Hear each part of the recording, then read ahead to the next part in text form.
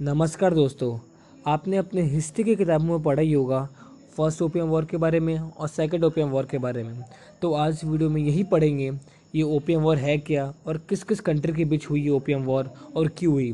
पहले आप समझना पड़ेगा आपको कि ओपियम मतलब होता है अफ़ीम। आपको पता ही होगा अफ़ीम क्या है।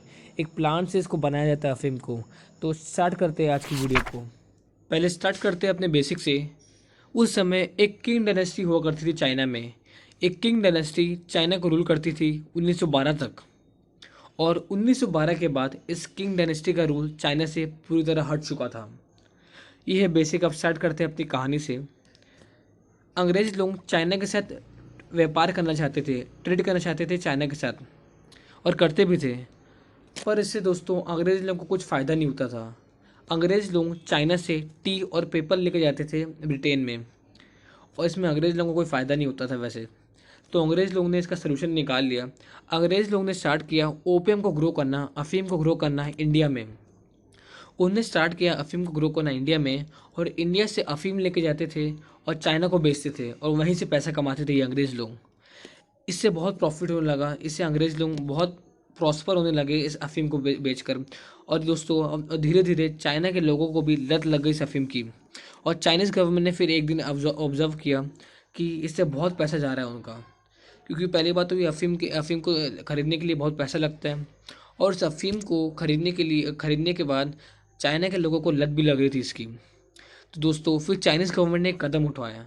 कदम ये उठाया कि 1800 में चाइना की सरकार ने इस ओपियम को पूरी तरह बैन कर दिया चाइना में। हाँ दोस्तों, आप सही सुन रहे हो। चाइना की सरकार ने इस ओपियम को 1800 में पूरी तरह बैन कर दिया, और इससे बहुत बड़ा झटका पड़ा अंग्रेज़ लोगों को, क्योंकि यही एक रास्ता था जिससे अंग्रेज़ लोग पैसा कमाते थे, और यही एक रास्ता चला गया। और यही घटना एक फर्स्ट ओपियम वॉर को ट्रिगर करती है। एक और घटना होती है दोस्तों, जिसमें कुछ अंग्रेज़ लोग ने चाइना के लोगों की मौत कर देते हैं। कुछ अंग्रेज़ लोग ड्रिंक किए हुए थे, और इसी की वजह से उन्होंने चाइना के लोगों की मौत कर दी। और उसी के अगले दिन चाइना सरकार डिमांड करती है कि जो अंग्रेज़ ने हमारे लोगों की मौत कर दी है उसको लाया जाए हमारे हाथ, उसको पनिशमेंट देने के लिए।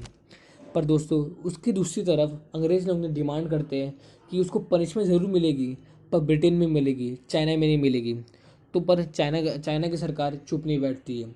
उसी के अगले दिन चाइना सरकार ने कैंटन एक जगह है जो चाइना में है, कोस्टल एरिया में वो जगह, कैंटन में पूरा खाना पानी बंद कर देती है अंग्रेज़ लोगों के लिए। फिर दोस्तों अंग्रेज़ लोग कैंटन से मकाऊ जाते हैं। मकाऊ भी एक कोस्टल एरिया है जो चाइना में ही है। मकाऊ में भी दोस्तों चाइना की सरकार ने पूरा खाना पानी बंद कर देते अंग्रेज़ लोगों के लिए। फिर दोस्तों मकाऊ से अंग्रेज़ लोग हांगकांग जाते हैं रहने के लिए और ट्रेड करने के लिए चाइना के साथ। पर दोस्तों वहाँ भी पूरी तरह ओपियम को, अफीम को बैन कर देते हैं। और ये सबसे बड़ा टिपिंग पॉइंट हो जाता है जो फर्स्ट ओपियम वॉर को ट्रिगर करता है दोस्तों। अब अंग्रेज़ लोग तैयार हो गए थे ओपियम वॉर करने के लिए चाइना के खिलाफ। और विक्टोरिया ने भी लेटर लिख दिया था कि वो भी कि तैयार हो जाओ चाइना के साथ वॉर करने के लिए। अब ये होती दोस्तों स्टार्ट होती है ओपियम वॉर के लिए, फर्स्ट ओपियम वॉर जो स्टार्ट होती है 1839 को, ये फर्स्ट ओपियम वॉर, और चलती है 1842 तक। 1842 में यही साल था जिसमें एक ट्रीटी साइन की जाती है। उस ट्रीटी का नाम था ट्रीटी ऑफ नानपिंग, जो साइन की जाती है 1842 में। और इस ट्रीटी की वजह से ये फर्स्ट ओपियम वॉर ख़त्म होती है। और इस ट्रीटी के अनुसार अंग्रेज़ लोग डिमांड करते हैं चाइना से कि उनको कुछ पोर्ट दिया जाए व्यापार करने के लिए चाइना के साथ, और चाइना के थोड़ा अंदर आने के लिए मौका दिया जाए, ये डिमांड करते हैं अंग्रेज़ लोग। और दोस्तों अंग्रेज़ लोग ये भी डिमांड करते हैं कि जो कैंटन का सिस्टम था, कैंटन का सिस्टम यही था कि आपको चाइना के लोगों के सामने 3 बार नील डाउन करना पड़ेगा और 9 बार माथा टेकना पड़ेगा। तो यही सोच तो उन्हें डिमांड करते हैं कि इस कैंटर के सिस्टम को पूरी तरह अबॉलिश किया जाए। ये डिमांड थी अंग्रेज लोगों की। अब यहीं से ख़त्म हो जाता है दोस्तों फर्स्ट ओपियम वॉर। अब स्टार्ट करते हैं सेकेंड ओपियम वॉर से। जैसे कि मैंने आपको बताया था कि ट्रीटी ऑफ नानपे की वजह से फर्स्ट ओपियम वॉर 1842 को ख़त्म हो गई थी। अब इस ट्रीटी ऑफ नानपे के बाद आगे ये हुआ। अब होना क्या था दोस्तों, अंग्रेज़ लोग ने इस ट्रीटी का भरपूर फ़ायदा उठाया। उन्होंने फ़ायदा ऐसे उठाया कि वो चाइना के लोगों को वो आराम से हायर करने लगे। जैसे कि मैंने आपको बताया था पहले कि अब ट्रीटी ऑफ नानपे के पहले कोई भी अंग्रेज़ किसी चाइना के लोगों को हायर नहीं कर सकता और अपने काम में नहीं रह सकता। पर ये दोस्तों ये किया जाने लगा ट्रीटी ऑफ नानपे के बाद। अब अंग्रेज़ लोग चाइना के लोगों को मारने लगे, उनको दबाने लगे। और दोस्तों जो अफ़ीम का ट्रेड था, चाइना में, वो 300 गुना तक बढ़ चुका था ट्रीटी ऑफ नानपे के बाद। अब दोस्तों फिर अगले दिन ये एक और घटना घटती है कि कुछ चाइना के लोगों ने एक चाइना शिप में अटैक कर देते थे। और चाइना की शिप में अटैक इसलिए करते हैं क्योंकि चाइना की शिप में कुछ 11 अंग्रेज़ लोग थे। वो 11 अंग्रेज़ लोग कुछ काम कर रहे थे अपना, तो चाइना के लोगों ने उस शिप में अटैक कर दिया और उसकी वजह से 11 अंग्रेज़ लोगों की मौत हो गई।